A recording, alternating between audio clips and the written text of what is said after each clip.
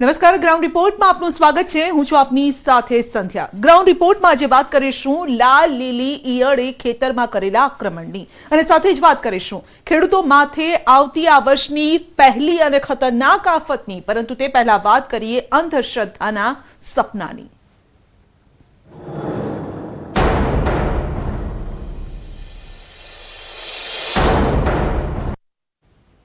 ગુજરાતને ફરી એકવાર અંધશ્રદ્ધાના નામે શર્મસાર થવાનો વારો આવ્યો।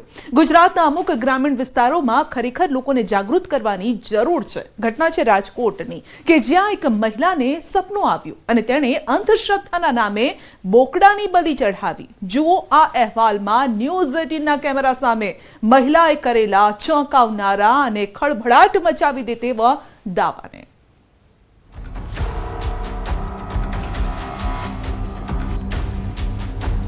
કે અમે આ બલી સળાજ કોકે કહી દીધું બલી કાંઈ નહીં ઘરે ને ઘરે કર્યું છે આ રાખા બાપાની માનતા છે। ફરી એકવાર ગુજરાત થયું શર્મસાર। ફરી ધૂણ્યું અંધશ્રદ્ધાનું ભૂત।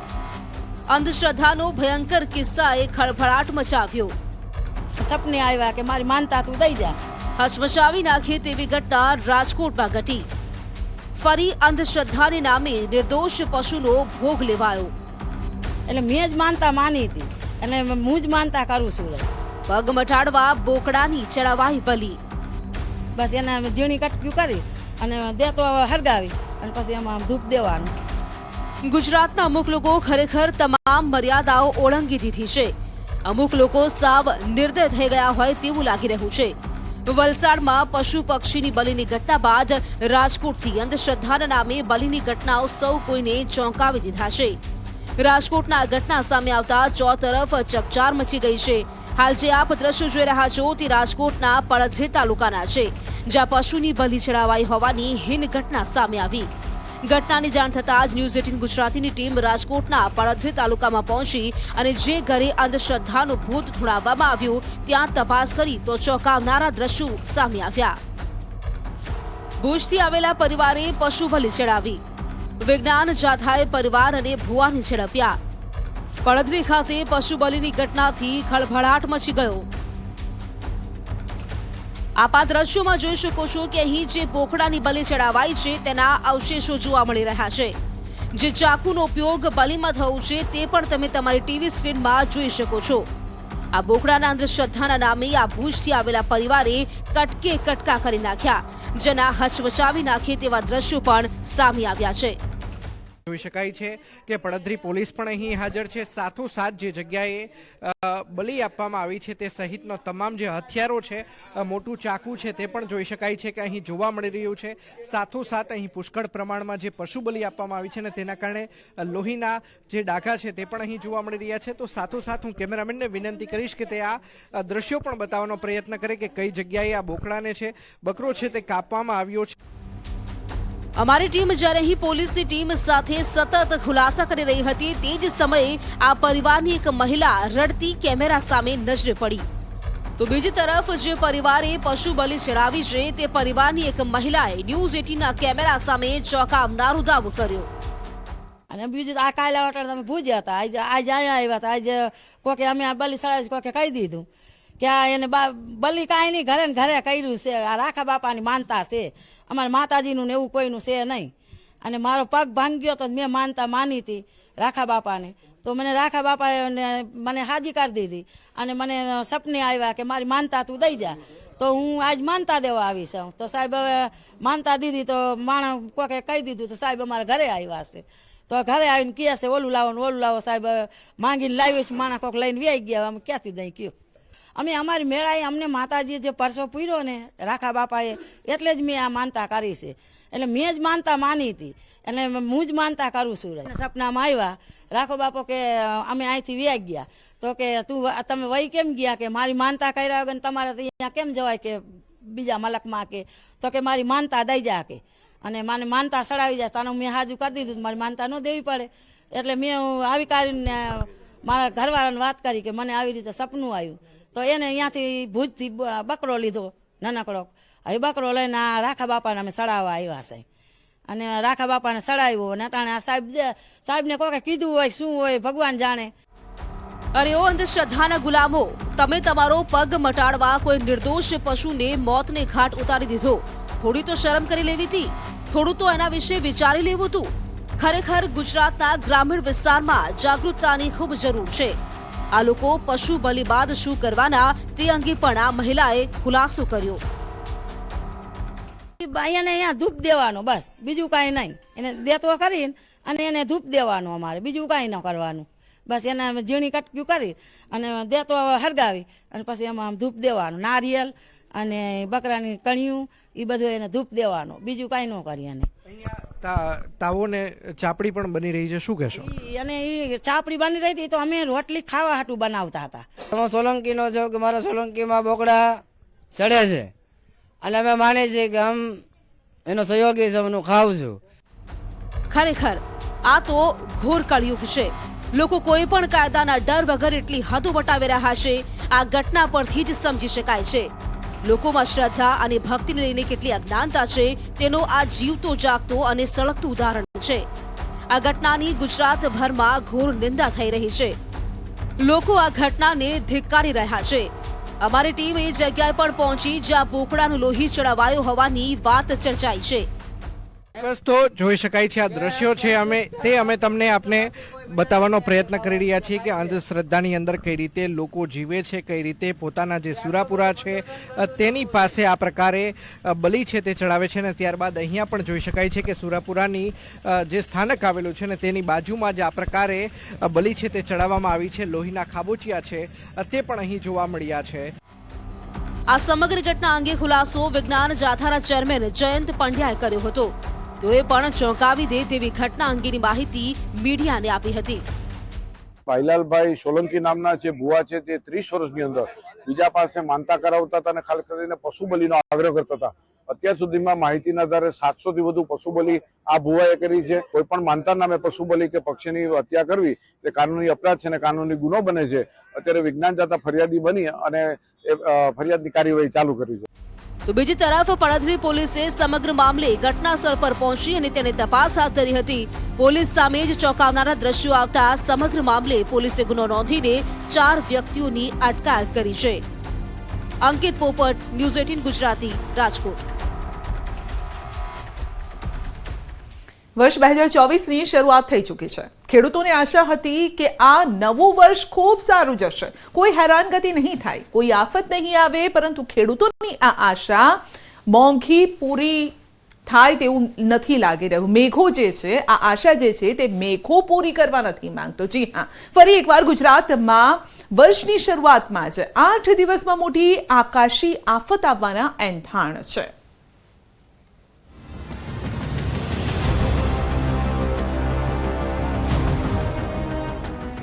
2024ની શરૂઆતમાં જ ગુજરાતના વાતાવરણમાં મોટી આફતના એંધાણ. આગોતરું એંધાણ છે. અરે બાપ રે, પરેશભાઈ શેનું આગોતરું એંધાણ આપી રહ્યા છે? શું વધુ એક આકાશી આફત આવી રહી છે? આ લો પ્રેશર છે ધીમે ધીમે આગળ વધશે. ફરી એકવાર આવશે આકાશી આફત. અને ઉપરથી વધુ એક માવઠું આવી રહ્યું છે. અરે મારા ખેડૂત ભાઈઓ, સાવધાન થઈ જજો. મોટી આફતનો સામનો કરવાનો આવી શકે છે વારો.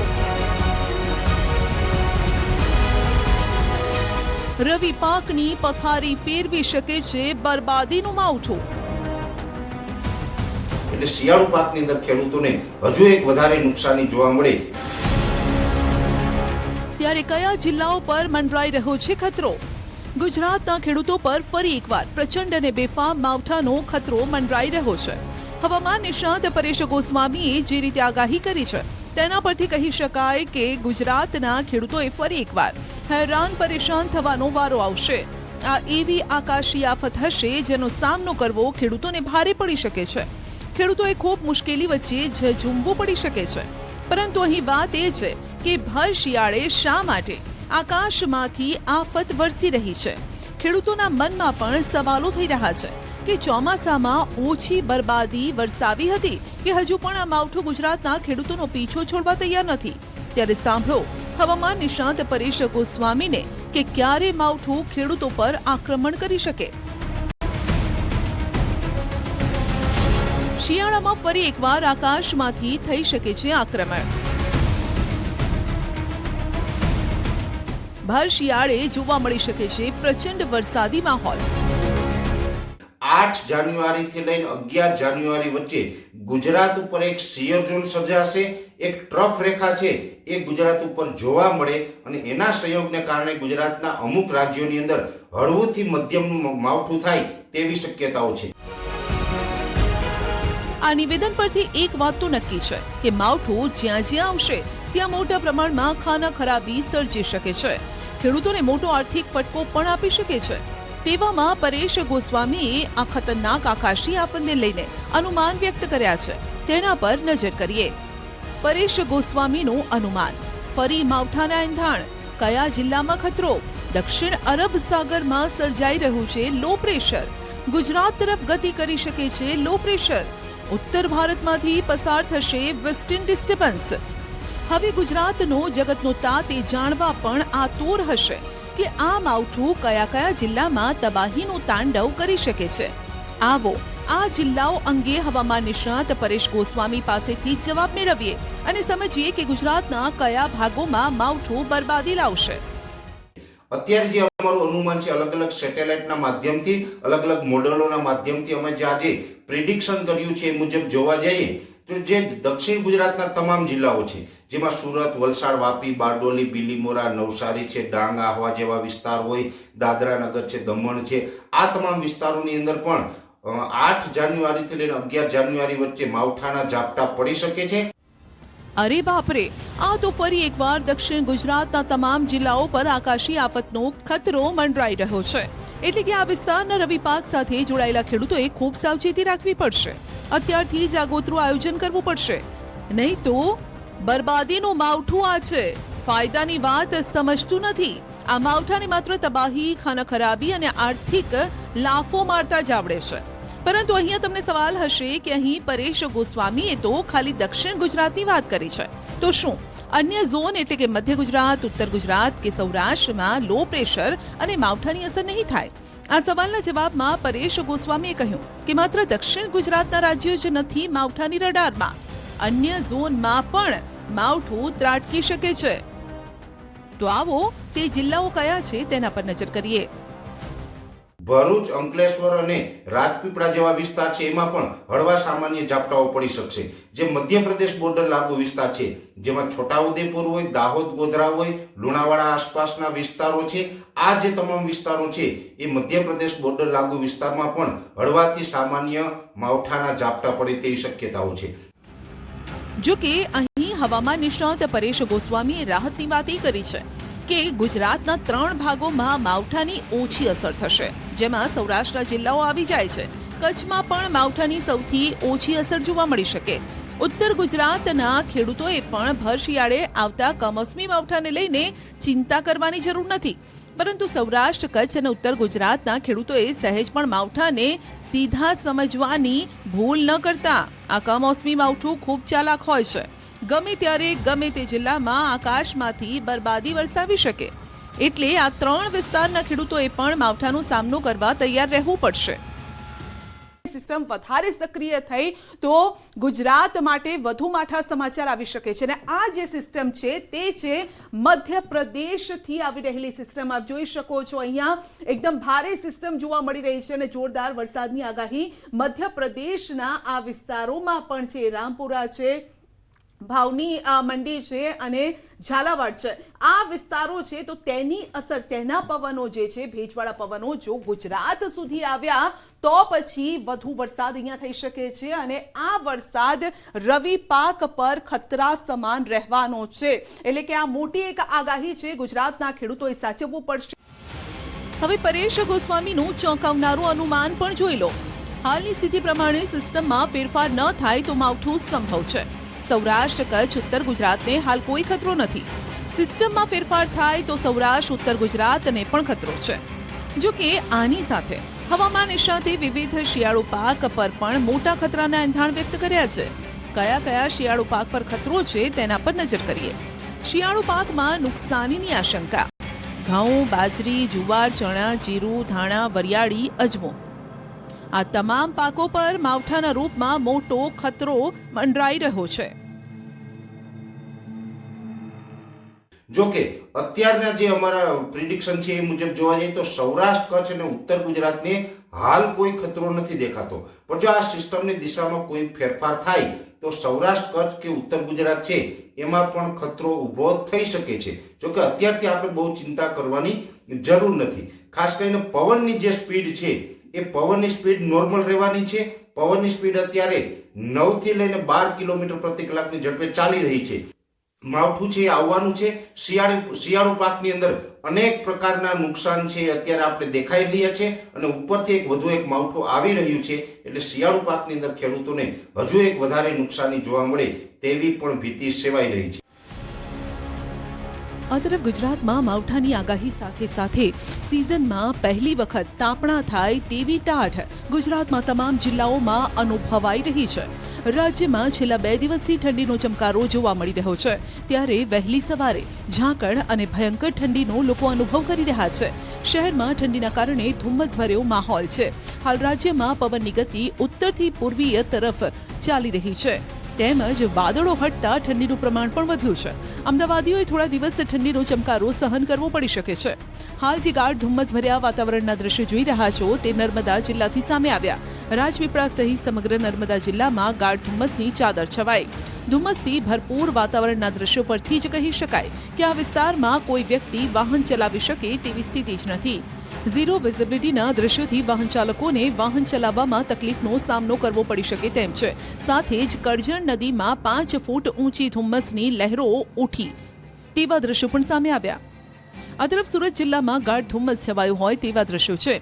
સુરત જિલ્લામાંથી પસાર થતા હજીરા ધુલિયા હાઈવે પર ગાઢ ધુમ્મસ, જેના કારણે રસ્તા પર સન્નાટો છવાઈ ગયો. ધુમ્મસના કારણે વાહન ચાલકોને પણ વાહન ચલાવવામાં મુશ્કેલી નડી છે.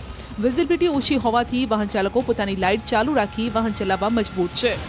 નવસારી જિલ્લાના તમામ તાલુકામાં પણ ધુમ્મસની ચાદર છવાયેલી જોવા મળી. આપ દ્રશ્યોમાં જોઈ શકો છો કે ધુમ્મસના કારણે વાહન ચાલકો ખૂબ ધીમી ગતિથી વાહન ચલાવી રહ્યા છે. બીજી તરફ ધુમ્મસભર્યા વાતાવરણના કારણે શાકભાજી, ડાંગર પકવતા ખેડૂતોની ચિંતા વધી છે. આ તરફ સુરેન્દ્રનગર જિલ્લામાં સવારે ધુમ્મસભર્યા વાતાવરણના કારણે વાહન ચાલકોને અસર પડી. ચોટીલા હાઈવે સહિત આસપાસના ગામોમાં સવારે ધુમ્મસભર્યા વાતાવરણના કારણે વિઝિબિલિટી ડાઉન થઈ ગઈ. ચોટીલા ડુંગર પર હિલ સ્ટેશન જેવા દ્રશ્યો સર્જાયા. અચાનક ઠંડીનો પારો ગગડતા લોકો પણ કડકડતી ઠંડીમાં ઠૂંઠવાઈ રહ્યા છે. એટલે કહી શકાય કે હવે ગુજરાતમાં શિયાળો બરાબરનો જામી ગયો છે. શિયાળાએ પોતાના અસલી રૂપમાં આવી લોકોને ઠૂંઠવવાનું શરૂ કર્યું છે. છેલ્લા 48 કલાકમાં જે ઠંડીનો અનુભવ ગુજરાતવાસીઓને થયો છે તેનાથી તેઓ સીધા જ તાપણા કરવા માટે વળી ગયા છે. આગામી દિવસોમાં પણ ભયંકર ઠંડી અનુભવાય તો નવાય નહીં. આ બધા વચ્ચે સમગ્ર ગુજરાતમાં સૌથી વધુ ઠંડી નલિયામાં અનુભવાઈ હોવાની માહિતી હવામાન વિભાગે આપી છે. जिसमें अगर पूरे गुजरात में न्यूनतम तापमान की बात करें तो नलिया में 8.2 डिग्री सेल्सियस रिकॉर्ड किया गया है. ત્યારે હવે આ ભયંકર ટાઢ અને ધુમ્મસ વચ્ચે ખેડૂતો માથે જે માવઠાનો ખતરો છે તે ન આવે તેવી ભગવાનને પ્રાર્થના. કેમ કે ખેડૂતો માથે આ એક જ મુશ્કેલી નથી, આના સિવાય પણ ઘણી આફતો, મુશ્કેલીઓ સામે ખેડૂત ઝઝૂમી રહ્યો છે.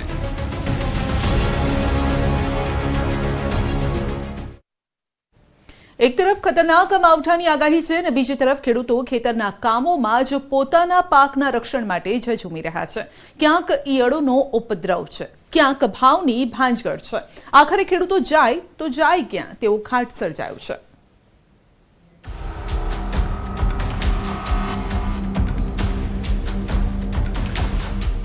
અનેક મુશ્કેલીઓ સામે ઝઝૂમી રહ્યા છે ખેડૂતો.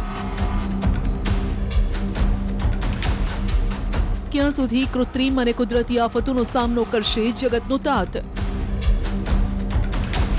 ખેડૂતોનો આમના મરો છે. ફરી એકવાર ખેડૂતોના પાકની ઈયળોએ ફેરવી પથારી. પાછું વાદળછાયું વાતાવરણ થયું એટલે પાછી ઉપાધિ આવીને પડી. કપાસ અને ચણાના પાકને કોતરી રહી છે ઈયળો. ઈયળ રે ની ડાઠા કરી નાખે છે. જીરુના ભાવે પણ તાતને આપ્યો ઝટકો. આ ઈયળના ઉપદ્રવની વેદના સામે આવી છે ગુજરાતના 2 જિલ્લાઓમાંથી, પાટણ અને ધોરાજીથી, જેમાં સૌથી પહેલા ઉત્તર ગુજરાતના પાટણ જિલ્લાના ખેડૂતોની વ્યથાની વાત કરીએ તો ઉત્તર ગુજરાતમાં મોટા પ્રમાણમાં ખેડૂતો શિયાળુ પાકમાં ચણાનું વાવેતર મોટા પ્રમાણમાં કરે છે. આ વખતે પણ પાટણના તમામ તાલુકાના ખેડૂતોએ ચણાનું વાવેતર પુષ્કળ પ્રમાણમાં કર્યું છે, પરંતુ આ વખતની રવિ સિઝનમાં ખેડૂતોના હાથમાં કશું જ આવે તેમ નથી લાગતું. ચણાની ખેતી નિષ્ફળ જવાના આરે આવી પહોંચી ગઈ હોય તેવું લાગી રહ્યું છે. હાલ જે ચણાની ખેતીના દ્રશ્યો જોઈ રહ્યા છો તે પાટણના વઠિયાર પંથકમાં થયેલા ચણાના વાવેતરના છે. અહીં ચણાનું વાવેતર કરનાર ખેડૂતોને રોવાનો વારો આવ્યો છે.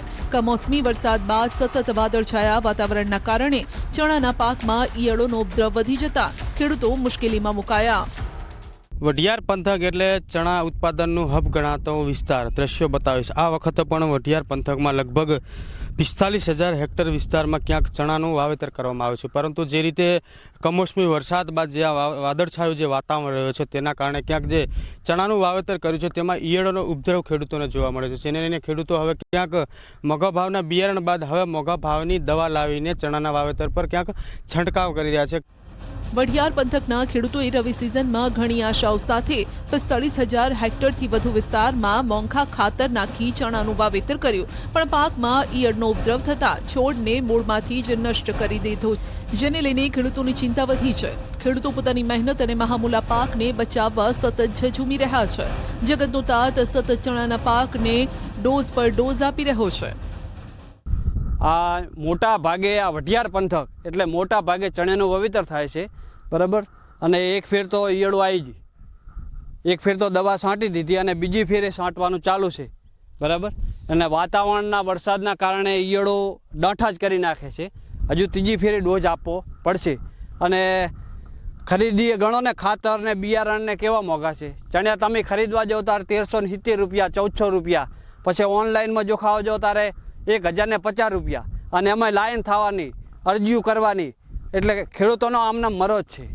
આપ દ્રશ્યો જોઈ શકો છો. ખેડૂતો ચણાના પાક પર સતત મોંઘા ભાવની દવાનો મારો ચલાવી રહ્યા છે. ખેડૂતને આશા છે કે જે લીલી ઈયળોએ અમુક ભાગમાં ચણાના પાક પર આક્રમણ નથી કર્યું તેને કોઈ ભોગે બચાવવો છે. આપ જોઈ પણ શકો છો કે બાકી રહેલ પાક બચાવવા ખેડૂતો હવાત્યા મારે છે. વઢિયારના ખેડૂતોનું કહેવું છે કે ચણાના વાવેતર કર્યા બાદ પાક જમીનમાંથી બહાર આવવાની શરૂઆતમાં જ ઈયળોનો ઉપદ્રવ થયો છે. પાક ક્યાંક ને ક્યાંક હવે ખર્ચાળ સાબિત થઈ રહ્યો છે. હવે ચણાનું વાવેતર કરવામાં એક તો 1,370 રૂપિયાના ભાવના ચણિયા ખરીદ્યા, બિયારણ એ ખરીદીને એનું વાવેતર કર્યું. સીધો વરસાદ થયો અને વાતાવરણ થોડુંક માવઠા જેવું થયું એટલે ઈયળું પડી જાય. હવે ઈયળું પડી એટલે પહેલાં તો ચણાના ડાંઠા જ કરી નાખ્યા. તો એગ્રોવાળા કે ભાઈ તમે આ દવાનો છંટકાવ કરો, એના ભેગી વિકાસની નાખો. એટલે અમે 800ના ભાવો 500 ગ્રામ એવી 3 ડબલો હું લાવી અને મેં ઈયળની દવા નાખી, વિકાસની દવા નાખી, અને આ બધું નાખવા છતાંય આ પાછું વાદળછાયું વાતાવરણ થયું એટલે પાછી ઉપાધિ આવીને પડી. ખેડૂતોનું કહેવું છે કે દવા છાંટવાના પણ મજૂર 400 થી 500 રૂપિયા લે છે. એક તરફ રૂપિયાની આવક નથી થતી, ત્યાં જ જાવકમાં પણ વધારો થઈ રહ્યો છે. ઈયર રે ને એ ડાંઠા કરી નાખે છે, અને પછી આ દવા છાંટી એટલે હવે દવાથી એમ કે પાછી સારી થાય, પાછો વાદળ છાયા થાય એટલે પાછી મય પડે ઈયરો. આ અત્યારે ટ્રેક્ટર મજૂર અને મજૂરીના અત્યારે 400 રૂપિયા 500 રૂપિયા મજૂર થઈ ગયા. હવે એ મજૂરીનો ખર્ચો દેવો, દવાનો ખર્ચો દેવો, અને વધતા આમાં ઉપજ તો ભગવાન આલશે ત્યારે લઈશું અમે. એ સિવાય તો અમારું શું કંઈ મેર જ આવે એવું નથી અત્યારે. આવી હાલત ખેડૂતોની માત્ર વઢિયાર પંથકમાં જ નથી. પાટણ જિલ્લાના સમી, શંખેશ્વર, હારીજ, રાધનપુરમાં પણ ચણા પકવતા ખેડૂતોની સ્થિતિ છે. આ તરફ ધોરાજી પંથકમાં પણ લાલ ઈયળોનું આક્રમણ સફેદ સોના સમાન કપાસમાં જોવા મળ્યું. ધોરાજી તાલુકાના કપાસ પકવતા ખેડૂતોના ખેતરથી સામે આવેલા દ્રશ્યો હચમચાવી નાખશે. કપાસના ઝીંડવામાં મોટી મોટી ઈયળોનો ઉપદ્રવ, જેના કારણે કપાસની ખેતીની પથારી ફરી ગઈ છે. અને કપાસના વાવતરના સીધા આપણે દ્રશ્યો બતાવીશ કે 10 વીઘાનો કપાસ લણવાનો સમય આવ્યો. ખેડૂતો એવું કહી રહ્યા છે કે જે કપાસ છે તે રામ ભરોસે ખેડૂતે ખેતરમાં મૂકી દીધો છે. જે ભાવ છે તે પોષણસર ભાવ અત્યારે યાર્ડના અંદરમાં મળી નથી રહ્યા. 1200 થી 1300 રૂપિયા ભાવ મળે છે. ખેડૂતો એવું કહી રહ્યા છે કે 400 થી 500 રૂપિયા મજૂરી છે તે લણવા માટે પોતે અત્યારે જે ઉપદ્રવ છે, ઈરુનો ઉપદ્રવ વધી ગયો છે.